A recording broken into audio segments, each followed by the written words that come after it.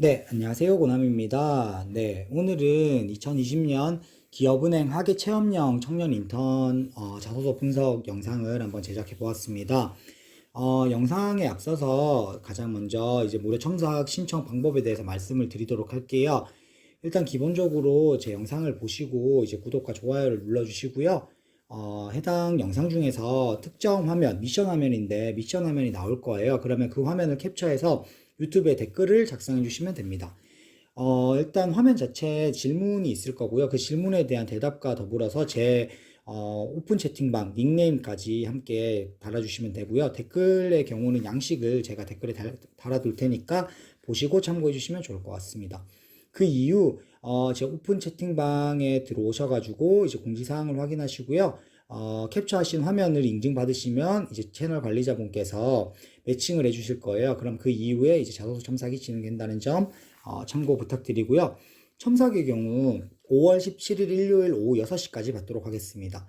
우선 해당 공고 자체가 이제 자소서 지원이 5월 11일 월요일부터 21일 이제 목요일까지 10일간 진행되는데요. 아무래도 자소서의 경우는 제가 많이 말씀드렸다시피 조금 일찍 작성하셔서 수정도 하시고 오탈자 체크도 하시고 좀 여유 있게 지원을 하시는 것이 좀 좋을 것 같아요.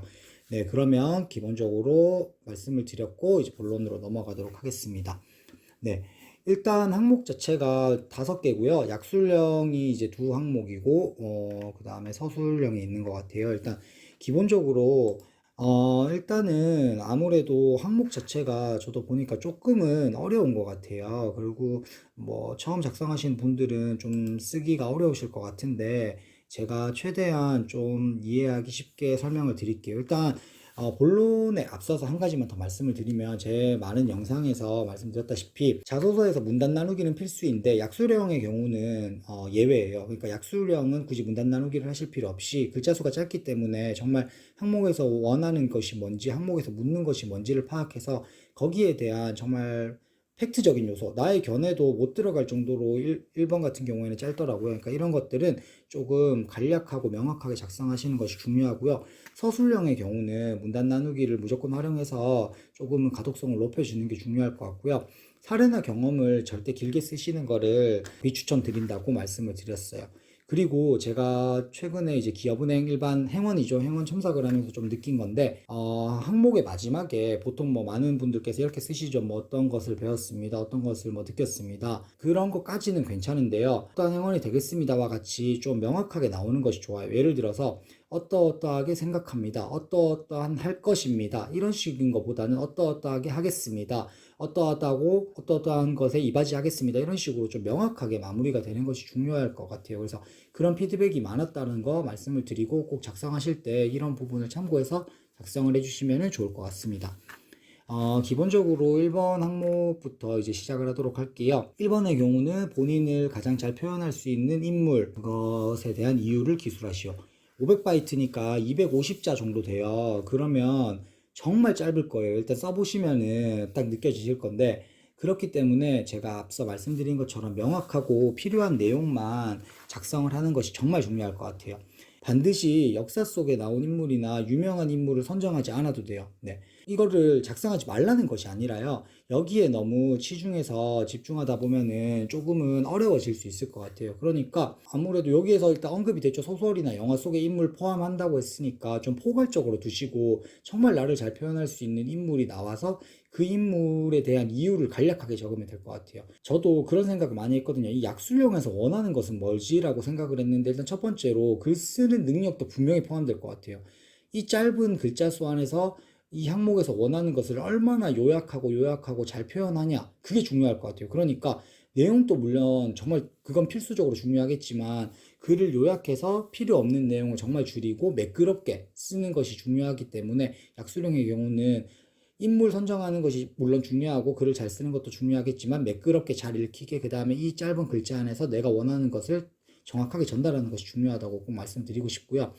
당연히 묻는 것의 순서에 맞게 제가 작성하라고 말씀드렸다시피 투괄식으로 어떠한 인물이다가 나오고 이유를 언급하는 방향이 가장 보편적일 것 같다라고 말씀을 드릴 수 있을 것 같습니다. 네, 2번으로 넘어가도록 할게요. 2번은 취업을 제외하고 본인이 꼭 이루고 싶은 삶의 목표가 있다면 그것이 무엇이고 어떻게 이루어 나갈 것인지 기술하시오 라는 항목이고요. 일단 1000바이트 500자예요. 500자는 사실 뭐 약술형이라 표현할 수도 있고 안 할 수도 있겠지만 일단 여기서는 약술형으로 됐고요. 일단 조금 글자 수는 여유가 있다라고 보시면 될 것 같아요. 뭐 이 역시 모든 자소서 항목이 마찬가지겠지만 두 가지식으로 목표를 언급하고 어떻게 이루어 나갈지에 대해서 글자 수를 투자하여서 작성하는 것이 중요할 것 같고요. 삶의 목표라고 해서 막 엄청나게 거창하고 막 포괄적이고 이런 것들을 작성하는 것보다는 조금은 솔직하게 작성을 해도 좋은 항목일 것 같아요. 뭐 제가 이렇게 말씀드리는 이유는 당연히 자소서는 솔직하게 작성하는 게 맞겠지만 그래도 아무래도 좀 꾸미게 돼 있고 과장을 하게 돼 있고 뭐 어떤 거는 정말 없는 얘기를 만들어서 쓰는 게 자소서라고 하잖아요. 하지만 이 항목 같은 경우에는 삶의 목표를 진실되고 진솔되게 말씀을 드리고 작성을 하면 아무래도 예를 들어 면접에서 자소서 기반으로 면접을 보게 됐을 경우에 조금 더 당황하지 않고 솔직하게 더 나를 어필할 수 있을 것 같다라는 생각이 들어서 제가 이렇게 말씀을 드렸고요. 포괄적인 목표 설정은 앞서 말씀드린 것처럼 비추천드리고요. 체계적이고 제대로 된 방향성을 가지고 있는지를 판단하는 항목인 만큼 이 삶의 목표를 어떻게 이룰 것인가에 집중을 해서 나는 어떠어떠한 방향으로 이렇게 이루어 나갈 것이다 라고 그거를 정말 설득할 수 있게끔 작성을 하는 것이 가장 중요할 것 같습니다. 그리고 이제 서술형으로 넘어가도록 하겠습니다. 본인이 한 기업의 CEO라면 인턴을 채용하는 기준은 무엇이고 어떤 업무를 부여하는 게 적합할 것 같은지. 일단은 진짜 어려워요. 자소서 항목이 뭐 기업은행 인턴 같은 경우에는 정말 어렵고 행원이랑은 또 다르죠. 일단 이 항목에서 이제 원하는 것은 무엇인가를 항상 자소서 쓸 때는 생각하는 게 가장 첫 번째일 것 같은데요. 제 생각에는 결국은 너가 인턴을 채용하는 기준을 어떻게 판단할 것인지, 그러니까 한마디로 우리는 그러면 너를 뽑을 때 무슨 기준으로 뽑아야 할지를 좀 묻는 항목일 수도 있을 것 같고요. 또한 너가 인턴을 하면서 어떤 업무까지 보여줄 수 있는지 를 묻는 항목일 수도 있을 것 같아요. 내가 생각하는 인턴이란 무엇이고 해야 할 업무 범위는 무엇이라고 생각합니다라고 얘기를 하면서 이제 나는 인턴을 했을 때 이 정도까지 할 수 있다라고 보여주면 좋을 것 같고요. 채용하는 기준의 경우는 내가 강점이 있고 나한테 유리한 것을 언급하다 보면 좀 맞지 않을 수가 있어요. 그렇기 때문에 누구나 수긍이 가능한 채용 기준이 나오면 좋을 것 같고 그 기준들을 선정할 때 내가 잘할 수 있는 것을 선정하는 게 좋을 것 같아요. 그러니까 뭐 예시를 하나 드리자면 인턴을 채용하는 기준은 뭐 관련 경험입니다. 아니면 얼마나 간절한지입니다. 뭐 이런 식으로 이제 다양한 기준들이 있는데 이 기준을 설정할 때 그 기준을 설정했을 때 나와 좀 접점이 있고 내가 강점이 있는 것을 설정하는 게 당연히 중요하겠죠. 그리고 은행업 제외라고 하였으니까 이제 5주간의 인턴의 업무를 세세하게 작성하는 것은 무리가 있을 거고 힘들 것이니까 어떠한 업무를 맡길 것인지 어떠한 범위까지 업무를 부여할 것인지 정도에 대해서 나와주는 거 중요할 것 같아요. 그래서 이것까지 나와주면서 뭐 언급이 되고 여기에서는 사실 내가 뭐 기업은행 인턴을 하면서 어떠한 것을 하겠다라는 포부까지는 연결이 안 돼도 무관할 것 같은 항목이라고 생각합니다. 네, 4번으로 넘어가도록 할게요. 4번의 경우는 본인이 생각하는 가장 이상적인 직장 생활과 피하고 싶은 직장 생활을 기술하시오. 그렇게 생각한 이유를 설명하시오. 일단 이 항목도 좀 어려워요. 사실 이번 영상에서는 조금 더 조심스러운 것 같아요. 그래서 대신 자소서 첨삭을 할 때는 조금 더 디테일하게 잡아 드릴 수 있을 것 같아요. 이 말씀을 드리는 이유가 뭐냐면 제가 이 항목은 이렇게 쓰세요라고 하면 저번에도 말씀드렸다시피 대부분 저한테 첨삭 요청하시는 분들은 그렇게 써서 주세요. 그러면 비슷하게 작성된 자소서는 큰 메리트가 없어진다라고 생각을 하거든요. 그래서 제가 좀 항목 분석을 할 때 조심스럽게 말씀을 드린다는 점은 조금은 이해를 해주시면 좋을 것 같아요. 일단 이 항목의 경우는 뭐 당연히 보편적으로 말씀을 드린다면 글자 수를 반반 나눠서 이상적인 직장 생활의 반, 피하고 싶은 직장 생활의 반을 투자하는 것이 좋을 것 같고요. 이상적인 직장 생활의 경우는 뭐 워라벨이다 뭐 이런 것들을 강하게 어필하는 건 비추천이에요. 그러니까 어필을 하는 건 괜찮겠죠. 뭐 회사에서 업무와 이제 가정의 이제 밸런스를 중요하게 생각합니다. 이렇게 할 수는 있겠지만 어쨌든 회사의 입장에서 우리는 생각해 봐야 될 필요가 있어요. 회사는 아무래도 말은 뭐 워라밸 중요하다 할 수 있겠지만 그래도 직원을 뽑는데 그 직원이 열심히 일을 했으면 좋겠고 게다가 저희는 인턴의 직무이기 때문에 이런 언급 자체가 조금은 맞지 않을 수가 있을 것 같기 때문에 조금은 생각해 볼 필요가 있다라고 말씀을 드렸고요. 피하고 싶은 직장 같은 경우는 사실 제가 감히 말씀드리면 너무 솔직하게 작성하시지 말았으면 좋겠어요. 제가 2번 항목이었나요? 솔직하게 작성하면 좋겠다라고 한 항목이 있었는데 이건 반대로 리스크를 줄이는 것이 중요해요. 이거를 이제 자소서 경험이 없으신 분들이나 혹은 이제 쓰는 방법에 대해서 조금은 어려워하시는 분들은 솔직하게 작성하시는 경향이 있어요. 그렇게 되면은 리스크가 많고 아무래도 좀 부정적인 단어들이 많이 나오게 되면서 자소서가 조금은 위험해질 수가 있어요. 그러니까 피하고 싶은 직장이라고 해서 나쁘게 쓰라는 게 절대 아니기 때문에 나는 이런 점에서 이 직장 선택하는 기준인데 이 기준에 부합하지 않는다면은 뭐 피하고 싶다 정도가 나와주면은 좋을 것 같고 최대한 리스크를 줄이는 것이 이 피하고 싶은 직장에서는 핵심 포인트가 될 것 같아요. 두 가지식으로 어떠한 직장이 이상적이라 생각한다고 언급을 하고요. 그 이유에 대해서 풀어가는 것이 중요할 것 같습니다. 네, 마지막 항목으로 넘어가도록 할게요. 우선 마지막 항목의 경우는 공존과 생존 중 하나만 선택할 수 있다면 어떤 것을 선택할 것인지 경험하였던 사례를 설명하시오. 제 기준에서는 저는 이 항목이 그래도 제일 쉬운 것 같은데요.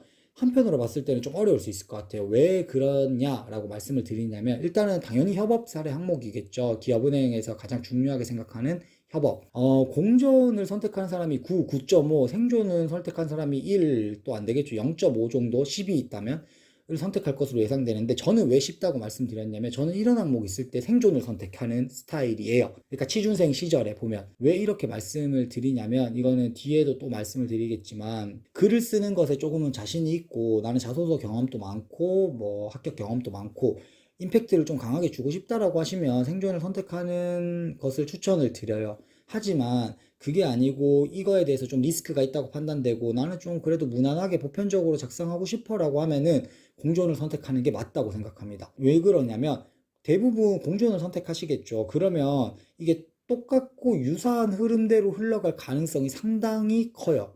그렇게 되면은 임팩트적인 요소는 줄어들어요. 대신 리스크는 줄일 수 있겠죠. 그렇지만 생존을 선택하게 된다면 정말 이거 잘 풀어야 될 것 같아요. 근데 이것도 생존이 절대 나쁜 건 아니거든요. 잘 풀 수 있어야 된다고 생각해요. 그래서 만약에 생존을 선택하신다고 하시면 제가 자소서 첨삭을 할 때 조금 더 잘 봐드리고 최대한 리스크를 줄일 수 있는 방향으로 첨삭을 해드릴 수 있도록 노력을 하겠습니다. 네. 그리고 일단 기본적으로 만약에 생존을 선택해서 센스 있는 답변을 한다면 높은 점수를 받을 수 있는, 그러니까 뭐 리스크를 감안하면 이게 약간 투자적인 개념이 되겠죠. 리스크가 큰 만큼 이제 수익이 커지는 뭐 그런 방향으로 놓고 본다면 아무래도 그렇게 볼 수 있는 항목일 것 같아요. 일단 기본적으로 이거는 선택하는 거에 따라서 작성하는 방법이 너무 다르기 때문에 제가 이제 예시를 들어서 설명하는 거는 조금은 어렵겠지만 공존을 선택한다고 하면 당연히 협업으로 녹여가지고 뭐 혼자가 아닌 뭐 이제 팀이 생존을 해야 한다. 뭐 나의 희생으로 인해서 뭐 이제 다수가 살아남을 수 있다면 그것이 더 중요하다 생각한다. 이런 식으로 풀어가는 경우가 대다수일 것 같고요. 반대로 이제 본인만 살아남는 생존의 경우는 사실 요거는 제가 예시를 들지 않을게요. 이제 작성해 주시면 거기에 따라서 이제 맞춤형으로 좀 피드백을 할 수 있도록 노력하겠습니다. 네. 일단 기본적으로 5가지 항목에 대해서 말씀을 드렸고요. 이제 중간에 말씀드렸다시피 일단 예시를 들어서 설명하는 것에 대해서는 저는 이제 조금은 조심스럽게 하려고 합니다. 왜냐면은 제 영상을 보시는 분들이나 저한테 첨삭을 받으시는 분들이 너무 비슷하게 흘러가게 되면은 자소서로서 메리트를 잃을 수 있기 때문이라고 말씀을 드렸고요. 기본적으로 자소서 같은 경우에는 사실 어렵기 때문에 제가 봤을 때는 저는 뭐 말씀드렸다시피 한 번만 첨삭을 해드립니다. 이런 말씀을 드린 적도 없고요. 이제 계속 원하시면 피드백을 해드리고 있어요. 그러니까 처음에 방향을 설정하고요. 이렇게 작성을 해보세요. 그리고 어려운 게 있으면 언제든지 편하게 문의해 주시면 되니까 네, 저한테 많은 뭐 첨삭 요청 주시면 좋을 것 같고요.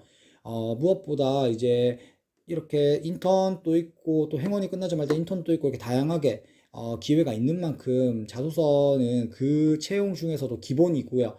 자소서 작성을 잘 하셔서 좋은 결과까지 이루셨으면 좋을 것 같습니다. 네. 지금까지 고남이었고요. 많은 첨삭 요청 주시면 좋을 것 같습니다. 네, 감사합니다.